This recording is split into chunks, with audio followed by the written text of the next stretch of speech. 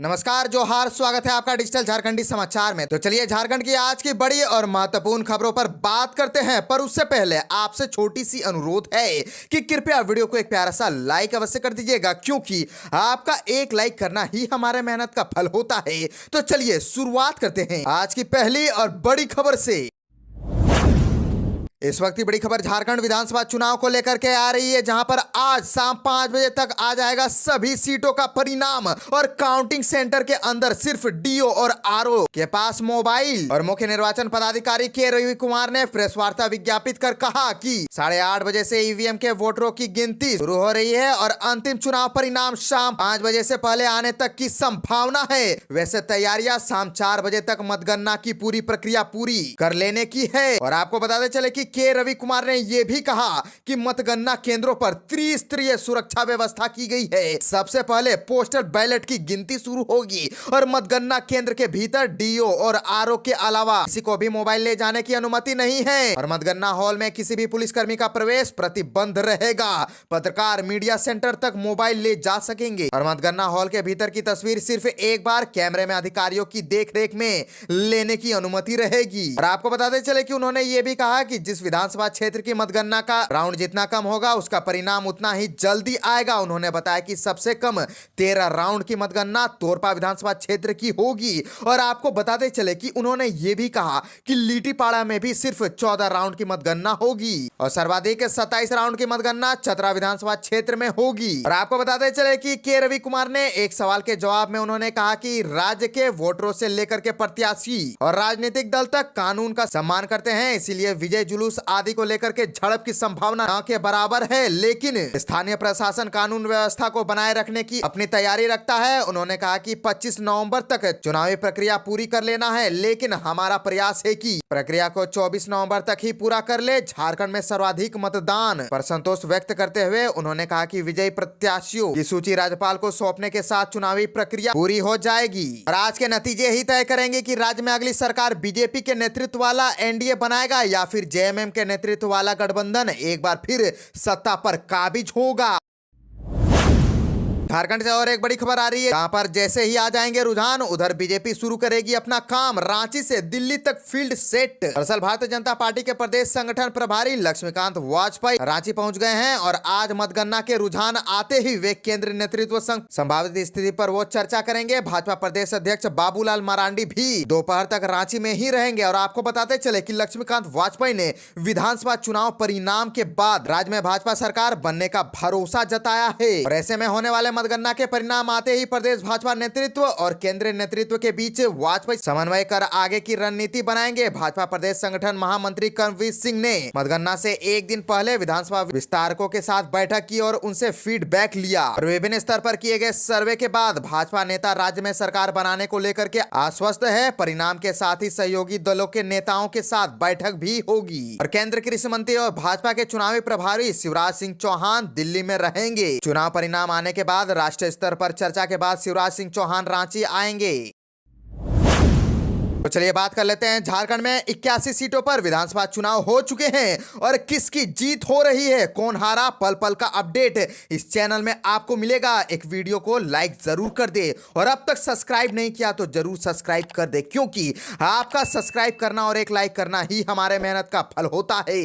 झारखंड विधानसभा चुनाव के दूसरे चरण में कुल 14,218 मतदान केंद्रों पर मतदाताओं ने अपने मताधिकार का इस्तेमाल किया। कुष्ठ पीड़ितों के लिए जामताड़ा जिले के एक अतिरिक्त विशेष मतदान केंद्र बनाया गया था। इस वजह से मतदान केंद्रों की संख्या 14,218 से बढ़कर के 14,219 हो गई। और झारखंड विधानसभा चुनाव 2024 के दूसरे चरण में 38 विधानसभा सीटों के लिए वोटिंग हुई थी और इनमें राजमहल, बोरियो, बरहेट, लीटीपाड़ा, पाकुड़, महेशपुर, शिकारीपाड़ा, नाला, जामताड़ा, दुमका, जामा, जरमुंडी, मधुपुर, सारठ, देवघर, पोड़ैयाहाट, गोड्डा, महागामा, रामगढ़, मांडू, धनवार, बगोदर, जमुआ, गांडे, गिरिडीह, डुमरी, गोमिया, बेरमो, बोकारो, चंदन क्यारी, सिंदरी, निरसा, धनबाद, झरिया, टूंडी, कुंडी, बागमारा, सिल्ली और खिजरी शामिल है। और आपको बताते चले कि झारखंड विधानसभा चुनाव के पहले चरण यानी कि 13 नवंबर को सुबह में 43 विधानसभा सीटों पर वोटिंग हुई थी। इनमें कोडरमा, बरकट्टा, बरही, बड़का गांव, हजारीबाग, सिमरिया, चतरा, बरहा, गोड़ा, घाटशिला, पोटका, जुगलसराय, जमशेदपुर पूर्वी, जमशेदपुर पश्चिम, ईचागढ़, सरायकेला, चाईबासा, मंझगांव, जगन्नाथपुर, मोहनपुर, चक्रधरपुर, खरसावा, तमाड़, तोरपा, खूंटी, रांची, हटिया, कांके, मांडल, सिसई, गुमला, बिशुनपुर और सिमडेगा, कोलेबिरा, लोहरदगा, मनिका, लातेहार, पांकी, डाल्टनगंज, विश्रामपुर, छतरपुर, हुसैनाबाद, गढ़वा, भवनाथपुर शामिल है।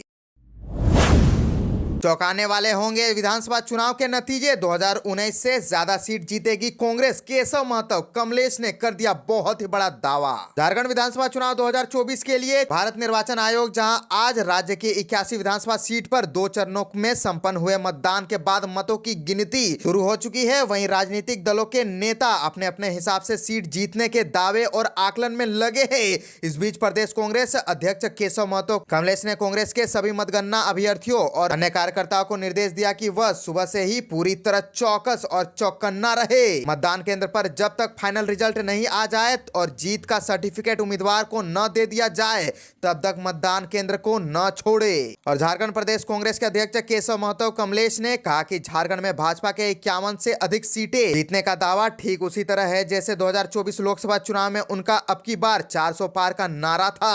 लोकसभा चुनाव के समय 400 पार का दावा करने वाली भाजपा अपने दम पर बहुमत भी ना पा सकी। झारखंड से और एक बहुत बड़ी खबर आ रही है जहां झारखंड में बांग्लादेशी लड़कियों की एजेंट है मनीषा राय, रोनी मंडल और पिंकी बसु ने ईडी के सामने स्वीकारा। दरअसल बांग्लादेशी घुसपैठ मामले में मनी लॉन्ड्रिंग के तहत जांच कर रही ईडी ने गिरफ्तार चारों आरोपितों से 5 दिनों तक रिमांड पर पूछताछ की। और रिमांड के 5वें दिन ईडी ने चारों ही आरोपितों को पीएमएलए की रांची स्थित विशेष अदालत में प्रस्तुत किया। कोर्ट के आदेश के बाद सभी आरोपित न्यायिक हिरासत में रांची के होटवार स्थित बिरसा मुंडा केंद्रीय कारा में भेज दिए गए हैं। रिमांड पर पूछताछ के बाद जेल भेजे जाने वाले आरोपितों में 2 बांग्लादेशी नागरिक रोनी मंडल व संदीप चौधरी के अलावा पश्चिम बंगाल का पिंटू हल्दर व पिंकी बसु मुखर्जी शामिल है। और आपको बताते चले कि रोनी मंडल यहां फर्जी कागजात बनवाकर उत्तर 24 परगना जिले में रहता था। वहीं दूसरा बांग्लादेशी नागरिक संदीप चौधरी उत्तर 24 परगना जिले के मध्यग्राम में रहने वाली पिंकी बसु मुखर्जी के ठिकाने पर 3 साल से रह रहा था। और आपको बताते चले कि रिमांड पर पूछताछ में बांग्लादेशी घुसपैठ का मास्टरमाइंड रोनी मंडल व उसकी सहयोगी पिंकी बसु मुखर्जी ने स्वीकारा है कि मनीषा राय नामक लड़की बांग्लादेशी लड़कियों के लिए झारखंड की एजेंट है। वह झारखंड खास करके रांची के होटल व रिजोर्ट में देह व्यापार के लिए बांग्लादेशी लड़कियों की तस्करी में शामिल थी। आपको बताते चले कि रांची पुलिस की छापेमारी के बाद से ही मनीषा राय फरार है। उसे रांची पुलिस के साथ साथ ईडी भी तलाश रही है। झारखंड के विद्यालयों में छात्राओं की बढ़ती अनुपस्थिति पर डीईओ ने जताई चिंता और दी हिदायत। दरअसल झारखंड के दुमका के कस्तूरबा गांधी बालिका विद्यालय आवासीय में डीईओ भूतनाथ रजवार ने औचक निरीक्षण कर विद्यालय की स्थिति का जायजा लिया। निरीक्षण के दौरान उन्होंने शिक्षिकाओं के साथ बैठक आयोजित की और उनकी समस्याओं को गंभीरता से सुना।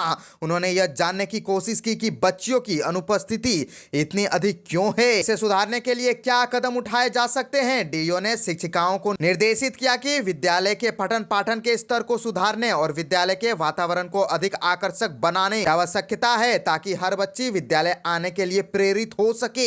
उन्होंने चिंता जताई कि आवासीय विद्यालय होने के बावजूद कई बच्चियां घर जाने के बाद वापस विद्यालय नहीं लौटती है और इसे गंभीर समस्या मानते हुए उन्होंने इसे तत्काल सुधारने की जरूरत बताई। और आपको बताते चले कि डीईओ ने शिक्षिकाओं को उनके कार्य दायित्व का विभाजन किया और स्पष्ट किया कि सभी को मिलकर एक ठोस रणनीति बनानी होगी। उन्होंने सख्त लहजे में कहा कि मैट्रिक और इंटर की परीक्षाओं का परिणाम 100% होना चाहिए और यदि ऐसा नहीं होता है तो लापरवाही बरतने वाली शिक्षिकाओं पर कार्रवाई की जाएगी। डीईओ ने विद्यालय की बाल संसद की छात्राओं से बातचीत कर विद्यालय की स्थिति और उनकी समस्याओं को समझने का प्रयास किया। उन्होंने स्मार्ट क्लास और आईसीटी क्लास का भी निरीक्षण किया और वहां की व्यवस्थाओं की समीक्षा की।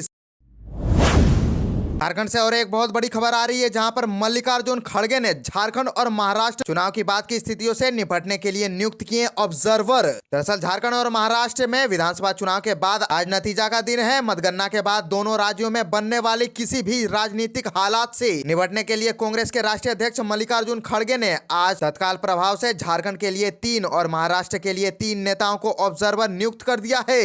कांग्रेस के राष्ट्रीय महासचिव एवं सांसद केसी वेणुगोपाल के हस्ताक्षर से जारी पत्र के अनुसार पूर्व मंत्री और सांसद तारिक अनवर, तेलंगाना के उप मुख्यमंत्री मल्लू भट्टी विक्रमार्का और कृष्ण अल्लावुरु को झारखंड का ऑब्जर्वर बनाया गया है।